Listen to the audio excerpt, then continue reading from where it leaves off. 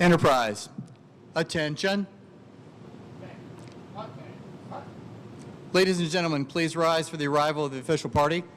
Remain standing for the parading of colors, the national anthem, and the invocation. Thank you.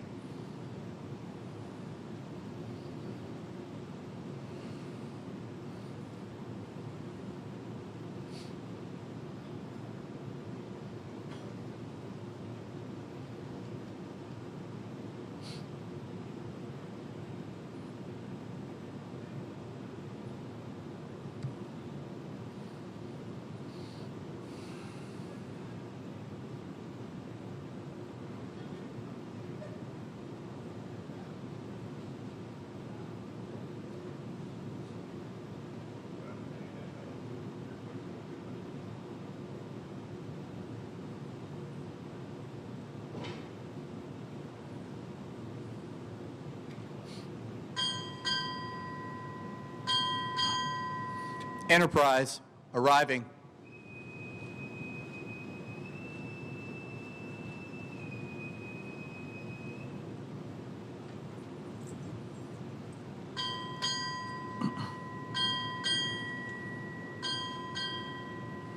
Naval Air Force Atlantic, arriving.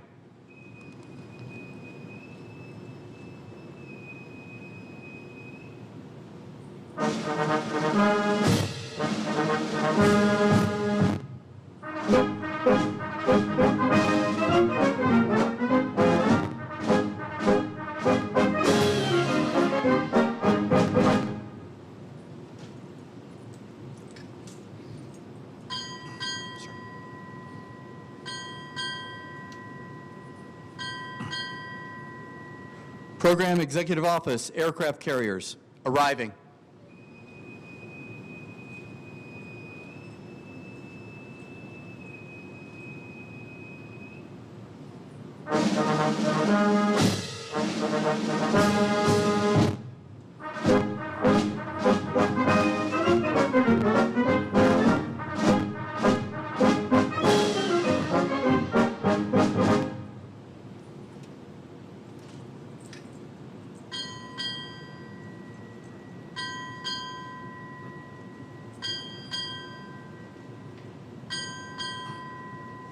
Naval reactors, arriving.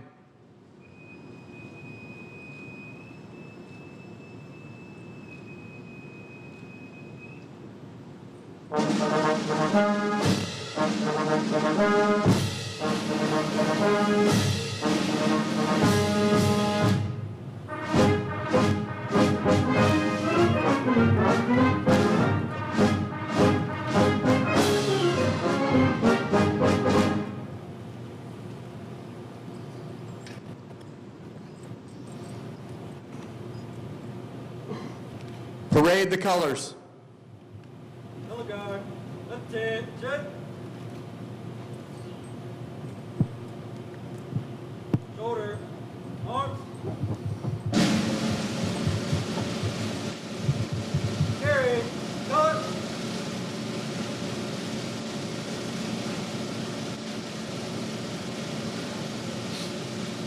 Forward, mark.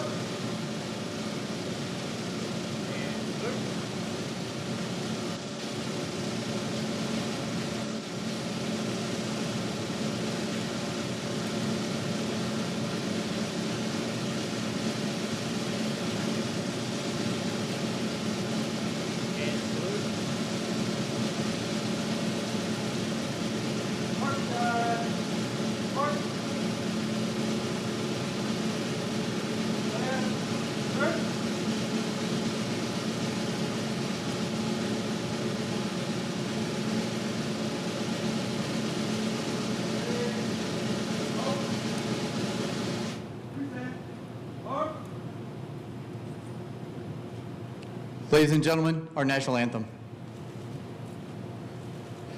Oh, say, can you see by the dawn's early light what so proudly we held at the twilight's last gleaming, whose broad stripes and bright stars through the perilous fight o'er the ramparts we watched were so gallantly streaming, and the rockets' red glare, the bombs bursting in air, gave proof through the night that our flag was still there.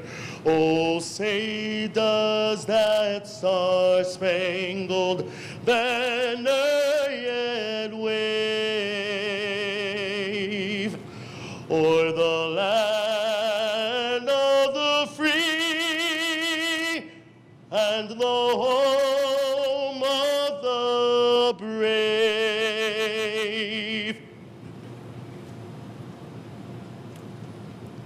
Color guard, retire the colors. Shoulder. Arm.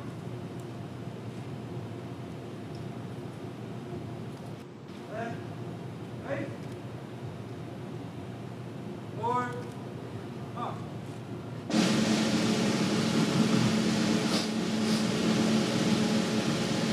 3, 2.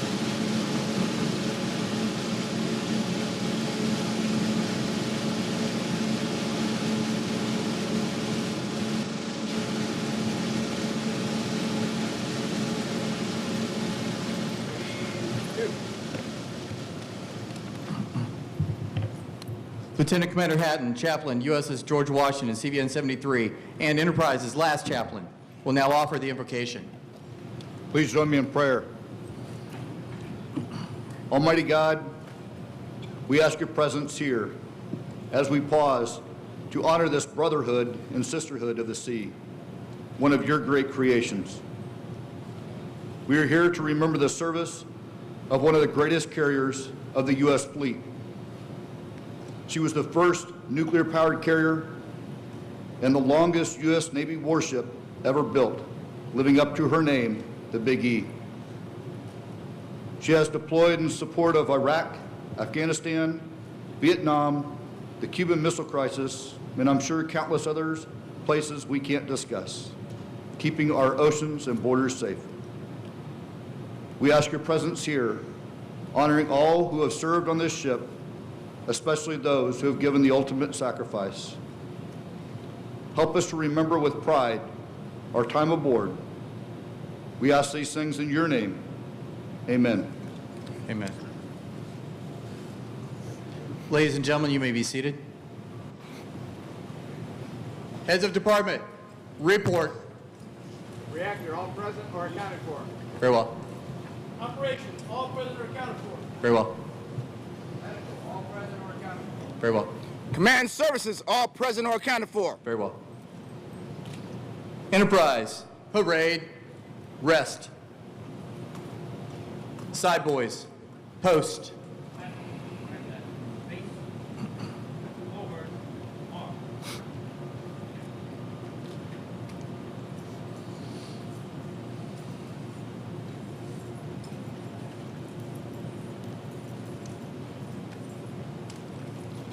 Military guests may uncover. Ladies and gentlemen, it's my pleasure to introduce the final commanding officer of USS Enterprise, Captain Todd A. Belts.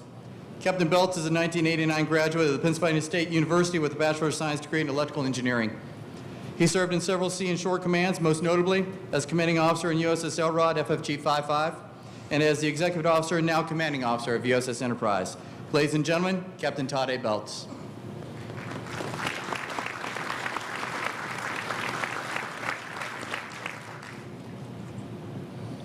Good morning. Welcome to the decommissioning ceremony of USS Enterprise. We have many distinguished guests here today, but I'd like to acknowledge a few. Admiral Caldwell, Naval Reactors. Rear Admiral Lindsay, Commander Naval Air Forces Atlantic. Rear Admiral Antonio, Program Executive Officer Aircraft Carriers. And Mr. Matt Mulheron, President of Newport News Shipbuilding. And we're fortunate to have a few of the former commanding officers, Vice Admiral Marty Chanik, the 16th commanding officer, Rear Admiral D. Mewborn, 22nd Commanding Officer, Captain William Hamilton, 23rd Commanding Officer. And representing our 2nd Commanding Officer, Vice Admiral Michaelis, is his son, Commander Michael Michaelis. It's tradition the Navy ships have a sponsor, and as we know, Mrs. William B. Franke is the Enterprise's ship sponsor, and with us today is Mr. Russell Fowler, who's graciously representing his grandmother. Thank you for being here. And to the rest of the Enterprise family here today, the sailors, the shipbuilders, friends, family, and guests, it's truly an honor to have you here today.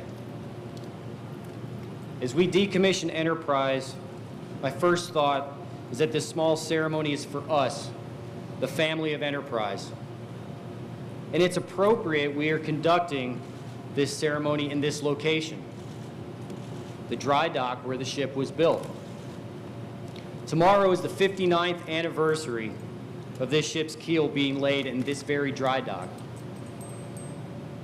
So the place that we are gathered here today is truly a special place. Just over 4 years ago, an inactivation ceremony was held, a much larger ceremony and conducted prior to the major work that has occurred over the last 4 years. And at that time, we recognized the transition from operational service to non-operational status. And today, we recognize the time where we will strike this ship from the Naval Registry. And during that ceremony 4 years ago, there were many words on what a nuclear aircraft carrier does in support of our nation. The symbolism of such an enormous ship and the power it represents. Words were used like combat flexibility, naval presence. There were thoughts discussed about providing our nation's leaders with strategic options, as well as discussion on the enormous strike capability that an aircraft carrier and its air wing provide. And yes, this carrier led the way. It surpassed its mission in providing all those operational capabilities. But for all that Enterprise represents to this nation, it's the people that bring this ship to life. So as I stand here in a ship we all care so much about, I feel it's appropriate to underscore the contributions of the thousands of sailors and individuals that have kept this ship alive and made its reputation. To think of those who worked the flight deck, the red shirts, the yellow shirts, the white shirts, and others, that during day and night ops, planes could be launched and recovered from her flight deck, as well as those brave aviators who flew from this flight deck. To the engineers who toiled in the heat of the engine rooms, safely operating and maintaining the most complex yet most flexible engineering plant ever built. To the sailors operating the combat systems, the communications gear, working in the galleys, and the many numerous activities that kept this ship running. As well, to remember the commanding officers, the officers and the chiefs that provided the leadership and the can-do attitude that was the driving force to ensure that this ship worked at its peak efficiency. And to always remember those who left the shores on this ship and never returned. We remember their sacrifice and their faith in our country. So remember the sailors of this ship that made Enterprise the Big E and have earned the motto, "We are legend." At the end of your programs, there's a letter from Admiral Holloway, who was the 3rd Commanding Officer of Enterprise. I wanted to highlight 2 things that he mentioned in the letter. First, I, along with the sailors that are here today, are also proud to count ourselves among the thousands of crew members who have called this ship home. He also recognized this crew and the crew members who have worked hard, and the crew members before us who have worked hard and served this ship well. But I'm going to extend that definition of crew members today. Today's ceremony is smaller than it was 4 years ago by necessity, but us here today are the ship's family.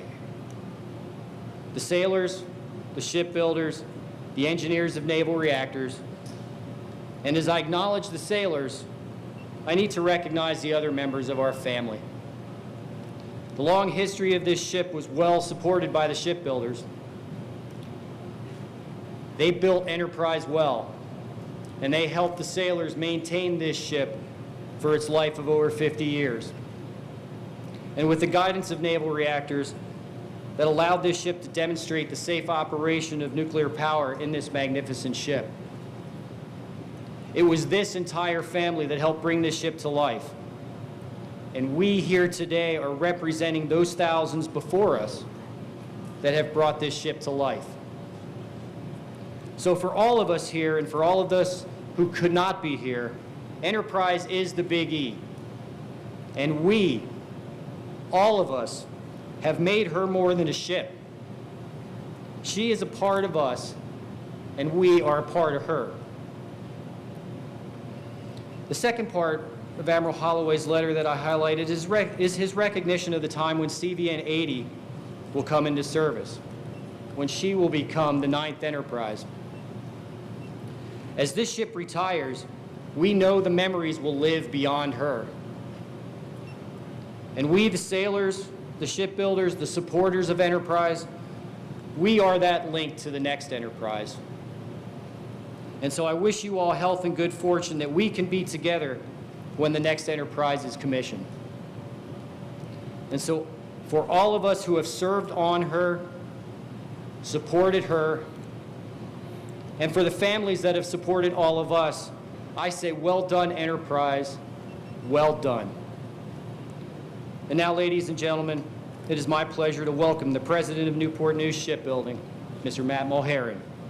In his role at the shipyard, he is responsible for Newport News Shipbuilding engineering, operations, and programs to include nuclear-powered aircraft carriers and submarines. Ladies and gentlemen, Mr. Matt Mulherrin.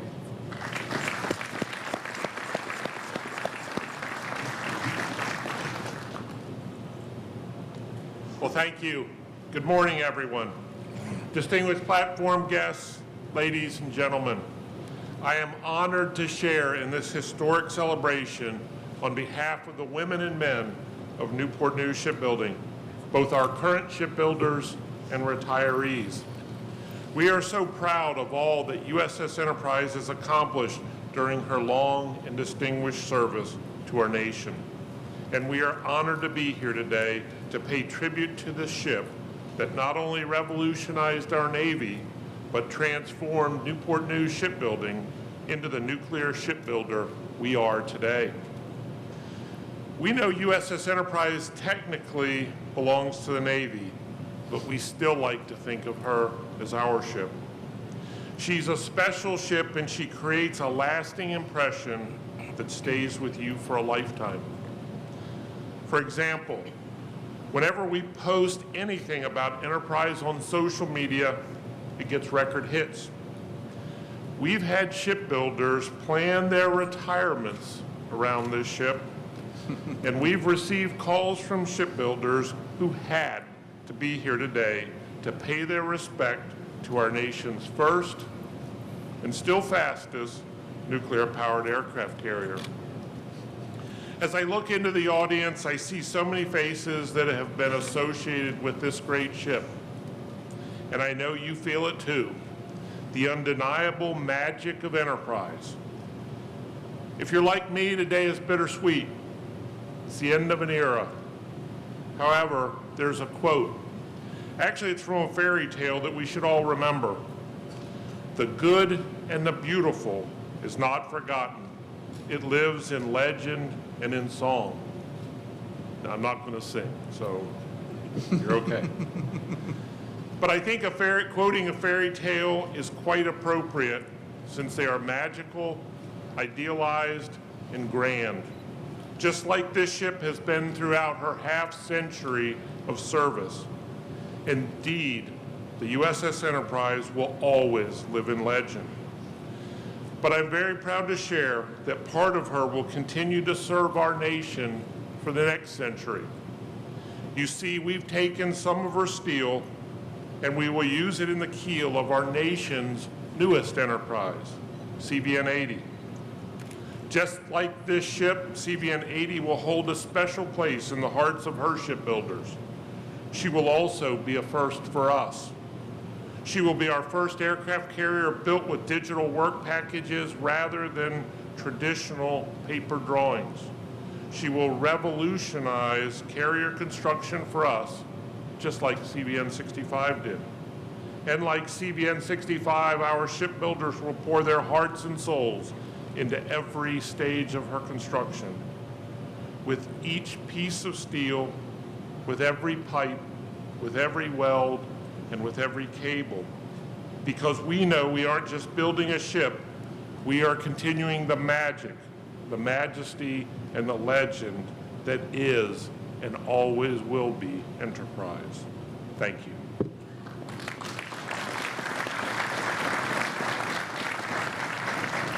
And now I'd like to introduce our next speaker, Rear Admiral Brian Antonio, who serves as the Program Executive Officer for aircraft carriers. He's responsible for the design, construction, delivery, and life cycle support of all United States Navy aircraft carriers. That's a pretty big job. Before he speaks, I'd like to ask him to join me along with Captain Belts for a special presentation.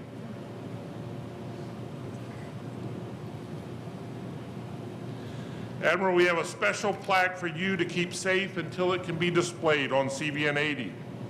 On it is a piece of steel from CVN 65 that has been forged into a big E. There is an inscription that reads, "This steel from USS Enterprise, CVN 65, symbolizes 55 years of distinguished service to the United States of America. It also represents the next chapter in the life of Big E, as her steel will be used to build our nation's next USS Enterprise, CVN 80. May her legend always prevail in the pursuit of American liberty, justice, and freedom."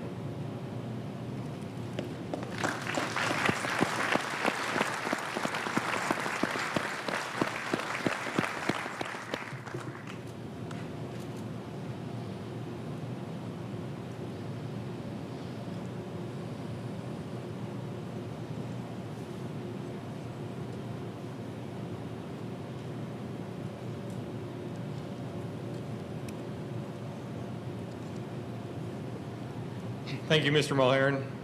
I gratefully accept this plaque on behalf of the United States Navy and of all the men and women who have designed, built, and served on one of the 8 Navy ships named Enterprise throughout our nation's history. This plaque will serve as a tribute to those ships and will be included in the ship's museum on the Navy's 9th Enterprise, CVN 80. Admiral Caldwell, fellow flag officers, Captain Belts, officers and crew of Enterprise, distinguished guests. As you know, Enterprise is a legacy. From the first schooners named Enterprise in the 1800s to 1934, when Newport News first laid the keel for the aircraft carrier CV-6, which would become the 7th U.S. Navy vessel to bear the name Enterprise. But the first to earn the nickname the Big E with 20 battle stars during World War II. To the Cold War age, where CVN 65 became the world's first nuclear-powered aircraft carrier and the first to serve 51 consecutive years. This plaque symbolizes the passing of a torch to CVN 80 and her future crews. Some of those who will serve on the future Enterprise haven't even been born yet, but upon reporting to duty, they will look at this very plaque and know that it represents all those that have come before them, and the legacy will live on. Just like I'm sure many of you who are here today feeling, I'm honored and humbled to be a part of history and this chapter as we turn the page. Thank you to everybody for helping me be a part of this next chapter. Now I have the honor of introducing our next speaker, Admiral James Caldwell. Admiral Caldwell is a submariner of the highest caliber. He served in both the Atlantic and Pacific fleets on both fast attack and ballistic missile submarines. He commanded USS Jacksonville, SSN 699, home ported in Norfolk, Virginia, and also led Submarine Development Squadron 12 in New London and Submarine Group 9 in Bangor, Washington. He has been assigned to numerous other Navy and Joint Commands and was commander of the U.S. Pacific Fleet Submarine Force in Hawaii, where I first met him. He became the Navy's 7th Director of Naval Nuclear Propulsion Program in August of 2015. Please welcome Admiral Caldwell.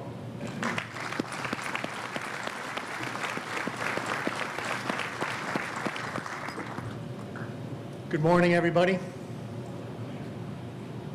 Fellow flag officers, honored guests, captain, crew of the Enterprise. I am absolutely honored to be here today, especially for a submariner. I never thought I would be standing here on the hangar deck talking at the decommissioning ceremony for Enterprise. When I learned of this ceremony, I said, wow, that sounds like a great idea. So I turned to Captain Belts and said, Captain, can I be included in that? And the captain, without hesitating, said, why, sure, Admiral, that's a great idea. So, Captain, thanks so much. I wanted to be here, folks, for the simple reason to say thank you to the fantastic team of sailors, Newport News Shipbuilding personnel, who did this tremendous work of defueling Enterprise. This was a long, arduous, very demanding task, and for that, you have my thanks. I'm going to talk about that in a few minutes, but I would like to reflect on the history of Enterprise. It's been said before that this is a bittersweet day, and I agree. It's sad to see the last day of a ship that was really unmatched in her lifetime. So today is a good time to reflect on what Enterprise accomplished and what she meant to the United States. If you have any doubts as to what I think about Enterprise, all you would need do is visit my office, where behind my desk, and the first thing anyone sees when they walk into my office is that iconic photo of Nuclear Task Force 1. Many of you have seen it. The Bainbridge, the Long Beach, the Enterprise, with sailors in formation famously spelling out E=mc². And then in the corner, I have a smaller version of that picture with E=mc² 50 for 50 years. When you think about it, it is really phenomenal. When Enterprise was launched, she was the biggest ship in the world. Her 8 reactors, which still inspire awe, and for a submariner thinking of 8 reactors, I have a hard time wrapping my head around that. That comprised the most powerful nuclear power plant on the face of the earth.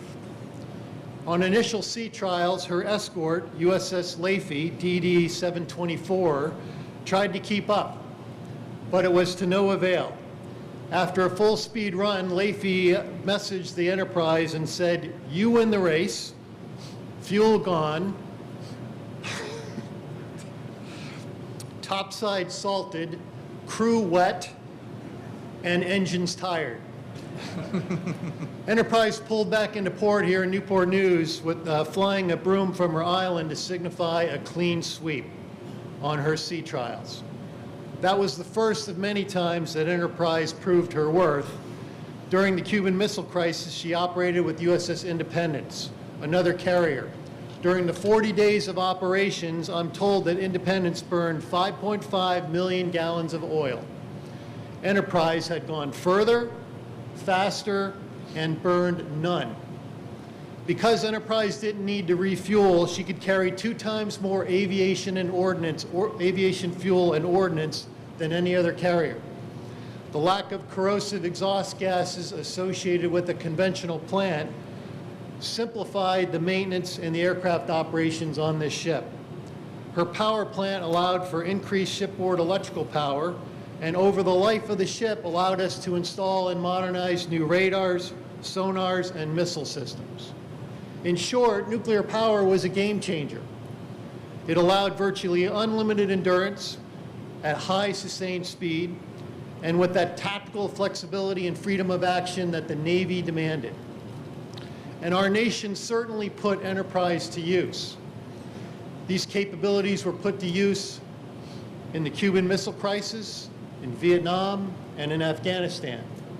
Enterprise was part of and helped make and shape our nation's history for over 50 years. And this isn't my quote, but when it comes right down to it, this is true. I believe it was the Secretary of the Navy who said this.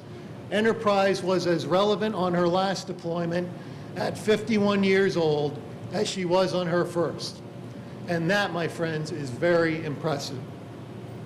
Now, none of this would have been possible without the true force of gravity and center of gravity behind it, and that's the naval nuclear enterprise. And that's one thing I want to talk about today because it is really remarkable. This incredibly powerful combination of shipyard, Department of Energy labs, the Naval Reactors team, and very importantly, the sailors, the men and women who operated Enterprise. Together, this team envisioned Enterprise and brought her to life.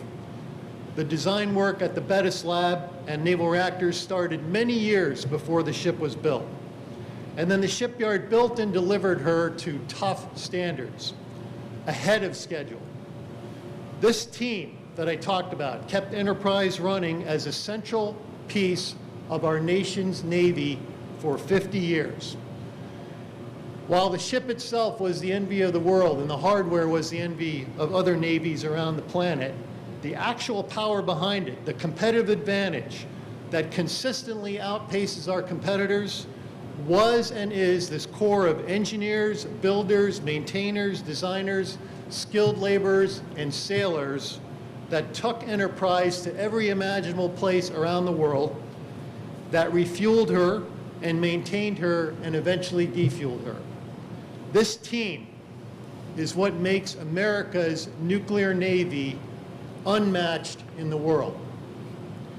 Now, since inactivation, this team has been working to defuel the 8 reactors. This was far from business as usual.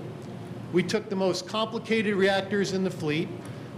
We used our legacy reactor servicing equipment combined with first-time use handling equipment, and we christened a new facility here in the yard to complete this job. To give you a sense of the complexity, there has been more than a decade of planning for the work of defueling Enterprise. That included writing procedures, preparing and testing the operating equipment, and it came down to really a daily grind that got us here today. So to all of you that labored and eventually finished this job, I say thank you.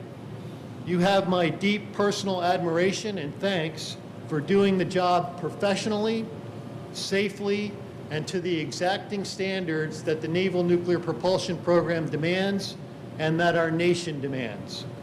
And I think it's really remarkable, folks. If you haven't been involved in it, it may be hard to understand, but I'm here to tell you it's been quite a remarkable undertaking. As I close, I'd like to look forward.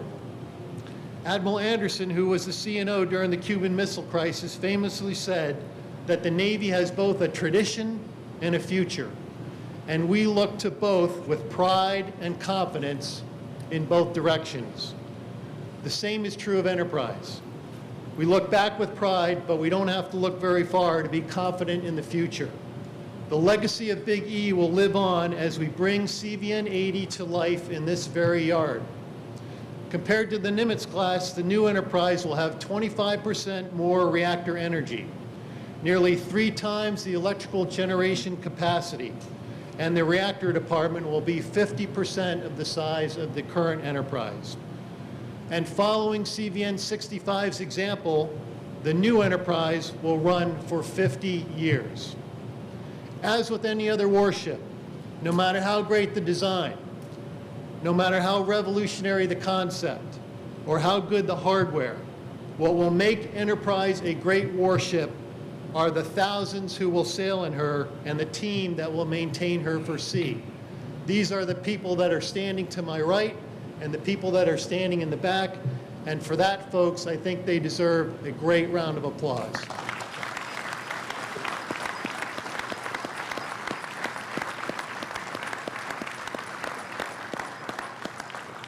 So think about the missions the new Enterprise might be called to perform. While it's impossible to predict, I can say these things with certainty. CVN 80 will carry the name Enterprise proudly because of what this team has accomplished in this shipyard. And future generations, just like those of us here today, whether builders, operators, or maintainers, will proudly boast that they are part of the legend and part of Enterprise. Thank you, and God bless all of those who made Enterprise the great ship that she was.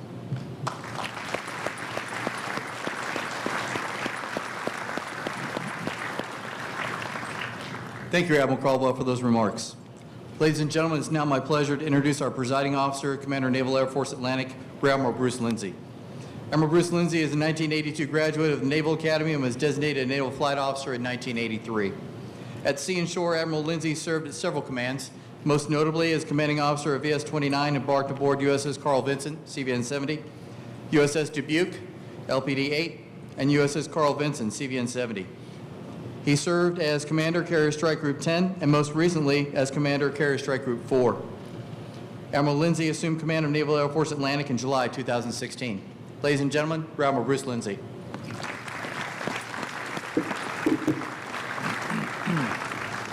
Good morning, USS Enterprise and Newport News Shipyard. You know, you put two N's and an S together and that's what you get. But you all are the distinguished guest today, okay? And I want to make sure that is clear. And I met a couple of outstanding folks here from the ship, Enterprise. They're going to go to Bush and everything. We're going to try to arrange them first-class tickets on a NALO flight, all right, get them over there. And for the shipyard workers, I met some great shipyard workers right down here. Shirley, I think she said she started this project, and by golly, she's going to finish this project and everything.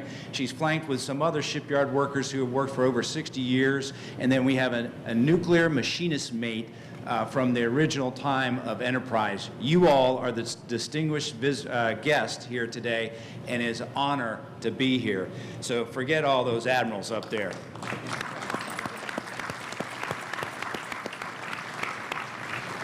So again, Captain Belts, it is indeed an honor and a privilege to be here today to say goodbye to such a great warship, and a great warship she has been for 55 years, as you all know. Now, I thought rather than give a speech about USS Enterprise herself, I want to explain why we have nuclear carriers, why we have carriers that are needed today and well into the future, and hence why the name Enterprise will be on the third Ford-class carrier here soon. And to answer those three whys, I wanted to tell you some personal sea stories. I'm a sailor just like the rest of you. I've got sea stories, and I want to tell you some sea stories about USS Enterprise from a young naval aviator's standpoint or viewpoint. Yes, that's correct. USS Enterprise was my first aircraft carrier. And you all know that a ship is just a hunk of steel, magnificently put together by the shipyard, okay? But it is when those sailors, okay, come aboard this ship for the first time and she comes alive, when she is manned by her first plank owner sailors, her sea stories become our sea stories, and her history is our history. And on a day like today, when USS Enterprise will take her last accolades, it is fitting that we share our sea stories such that the memories of this great warship and the lessons of why we built her and continue to build great warships such as Enterprise are never forgotten. So, let me take you back. Some of you weren't born, I know, but it was in October of 1984 when Enterprise was about a little over 20 years, I think, old, and I flew from San Diego, California, via Clark Air Base in the Philippines to Diego Garcia to Masira to catch the cod out to VS-21 embarked in USS Enterprise CVN-65 as she patrolled what we called Gonzo Station up there in the North Arabian Sea. Because you see, in those days, we did not steam aircraft carriers into the Arabian Gulf. For the rest of our time on Gonzo Station, which included 3 beer days, I only got 1, but there were 3, I am told. I flew one of the 10 S-3s embarked on USS Enterprise's massive flight deck. So the first reason we built and continue to build nuclear carriers is time. Not only do they last a long time, as you see here today, 55 years, they can also stay on station for a very long time. And please understand, one cannot influence world events if you are not on station and stay on station. In other words, to be where it matters, when it matters. Now, Enterprise is a tough ship. And when I mean tough, I mean she could take damage and keep on going. And although no enemy ever put a weapon on her, we did inflict self-damage similar to taking a torpedo hit in combat. It was during workups off of San Diego there in, I think it was 1985, in the vicinity of Bishop's Rock. I was flying on board the final battle problem to get on board the ship, and I noticed through my forward-looking infrared there that the Big E was listing to port, and pretty significantly. I said, wow, this is going to be a good landing. Come to find out, after that landing, she had already run over Bishop's Rock and just kept on going. All right? And after the crew had gone to GQ, like a good crew would do, and battled the incoming water, we just kept on flying.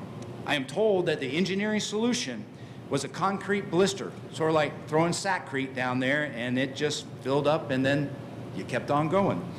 All right, we deployed on time in January of 1986, and of course Big E did vibrate at higher speeds for the rest of her life. Just a little shudder there, okay? But she still is the fastest carrier in the fleet.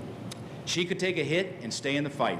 So the second reason we built and continue to build nuclear aircraft carriers is that they can take battle damage and continue to take the fight to the enemy. Nuclear carriers are tough, and no other country can match us in this respect. So then I was on my second deployment there. Enterprise took me to the South China Sea, the Indian Ocean, and into the Mediterranean Sea, and in all 3 seas, we dominated the surface, the air, and the undersurface domains. As we approached the South China Sea from the Eastern Pacific Ocean, we were able to project sustained combat air power up to 1,000 nautical miles from the carrier, because Enterprise was a nuclear carrier and carried a lot of jet fuel. All right?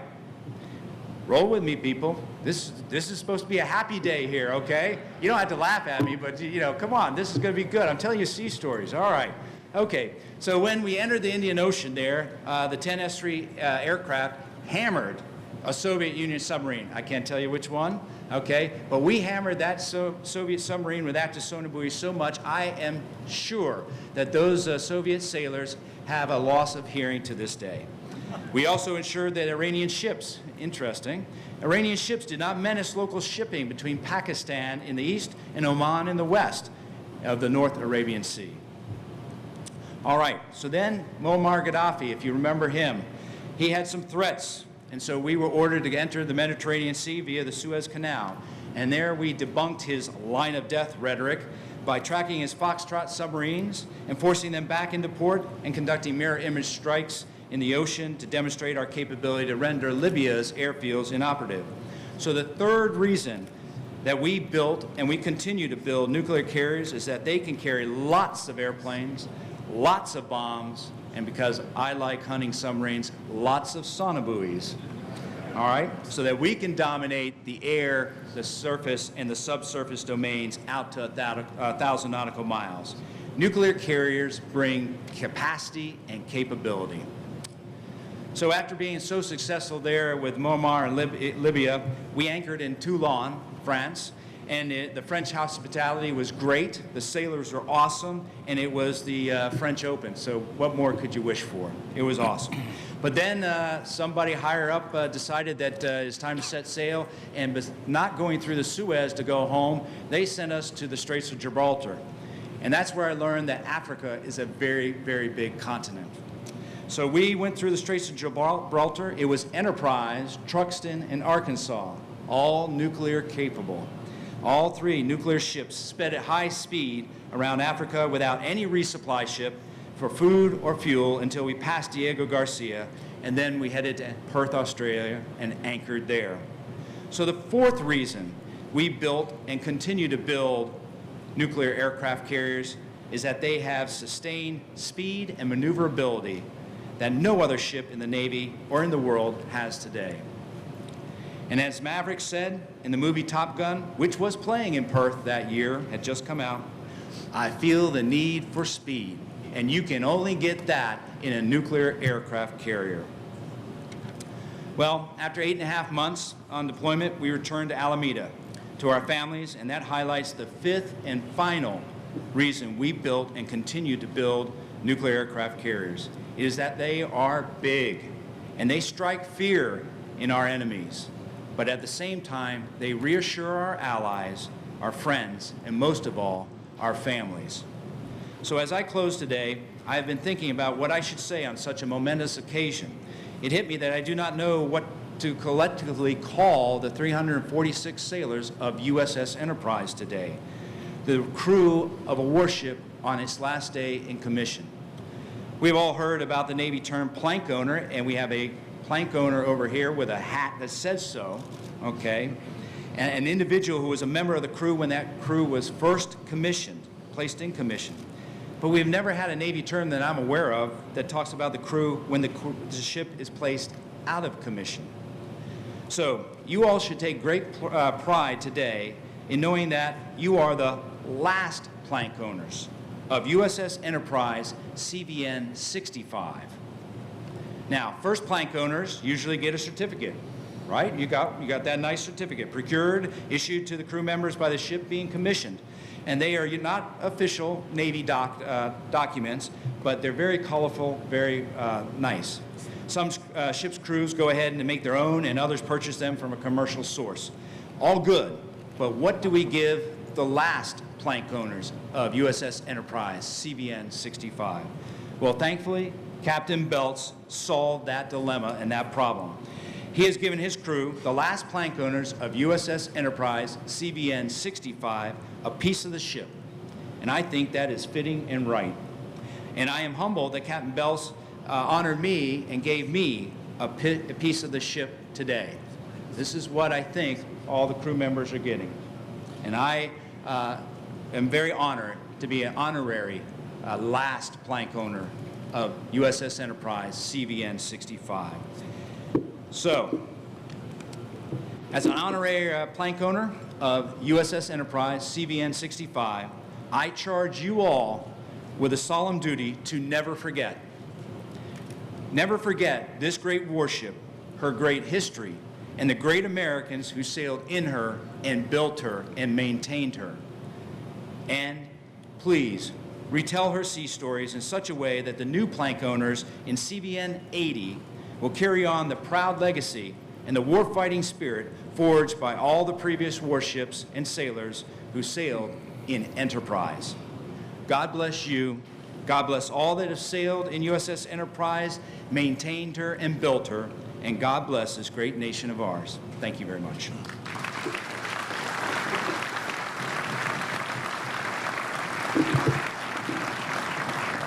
Thank you, Admiral Lindsay.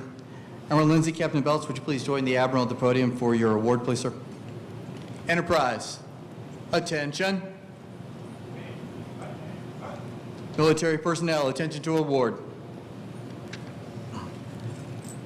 The President of the United States takes pleasure in presenting the Legion of Merit to Captain Tade Belts, United States Navy, for services set forth on the following citation. For exceptionally meritorious conduct in the performance of outstanding service as Executive and Commanding Officer in USS Enterprise from March 2013 to March 2017. A visionary and inspirational leader, Captain Belts planned and executed the first ever inactivation and decommissioning of the oldest and most complex nuclear-powered aircraft carrier in the fleet. His innovative spirit and focused determination led to the completion of 40% of the defueling process in less than 9 months' time, while maintaining zero safety mishaps, setting the bar high for future CVN inactivations.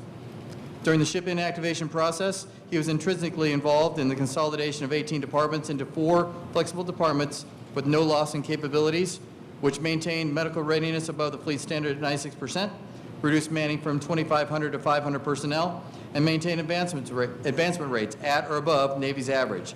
Completed 6 certifications of the largest A-90 complex ever constructed, and safely conducted 104 defueling lifts in support of reactor plant inactivation. His guidance and leadership ensured Enterprise sailors maintained the highest state of readiness, and the ship was ready for delivery to the shipyard. Singularly impressive, his creativity, his judgment, and technical expertise galvanized Enterprise to achieve and sustain unprecedented levels of personnel and production excellence during his tenure. His personal involvement, exceptional communication skills, and commitment to excellence provided the crew with motivation and safety throughout the arduous inactivation and decommissioning process.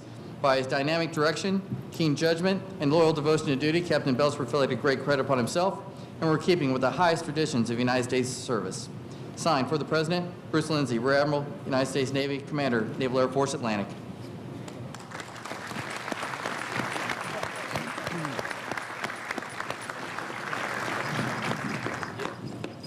Ladies and gentlemen, Captain Belts will now read his orders.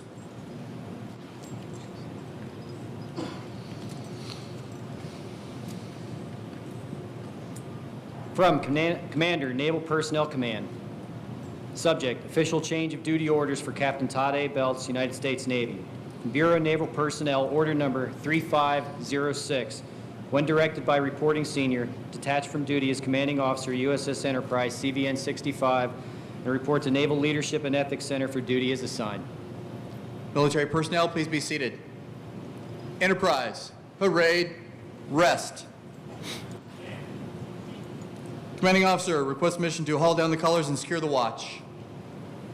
Executive officer, haul down the colors and secure the watch. Aye, sir. Officer to deck, haul down the colors. Aye, aye, sir.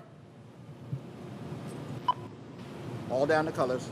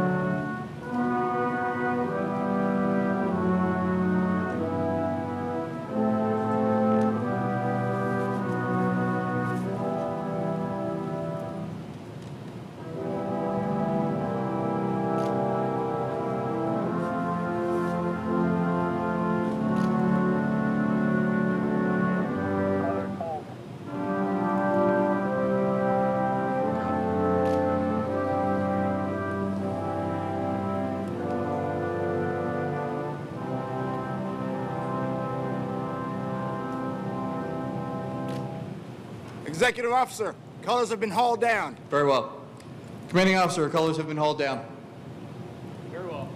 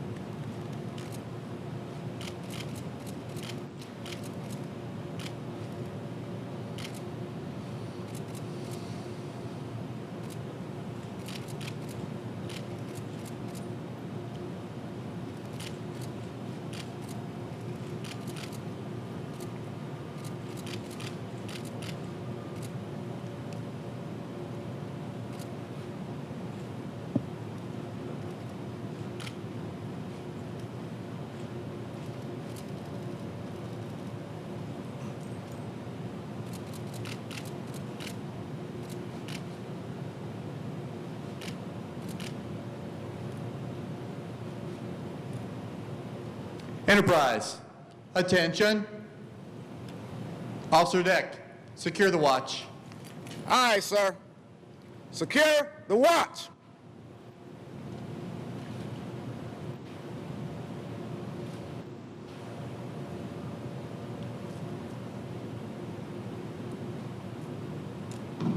Enterprise, secure the watch.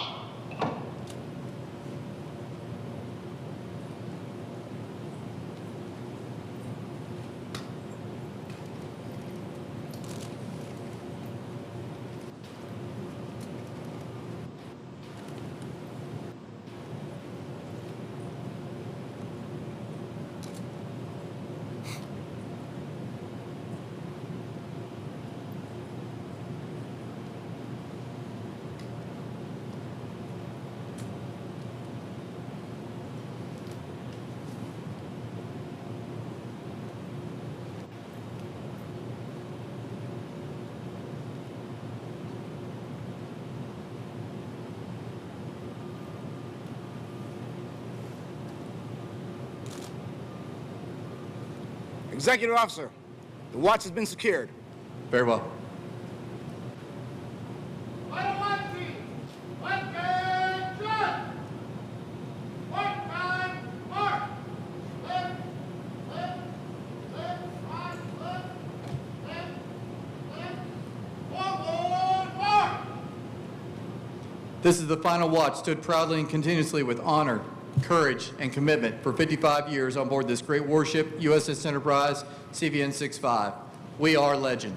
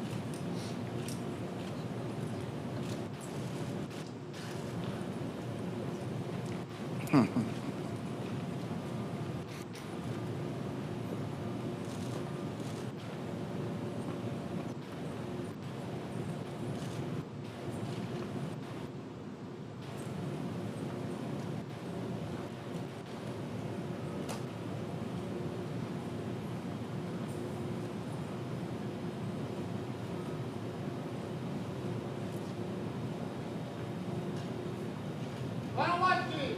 Right, face. Captain Belts will now read the order to decommission USS Enterprise and will ask to decommission the ship from Admiral Bruce Lindsay.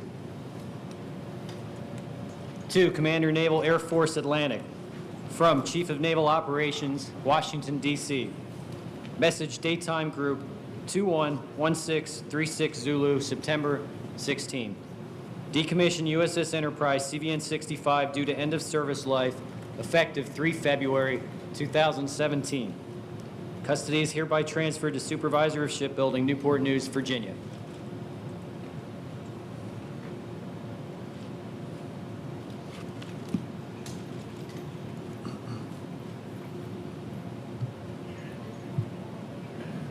Executive Officer, strike the commissioning pennant. Strike the commissioning pennant. Aye, sir. Officer of the deck, strike the commissioning pennant. Aye, sir. Strike the commissioning pennant.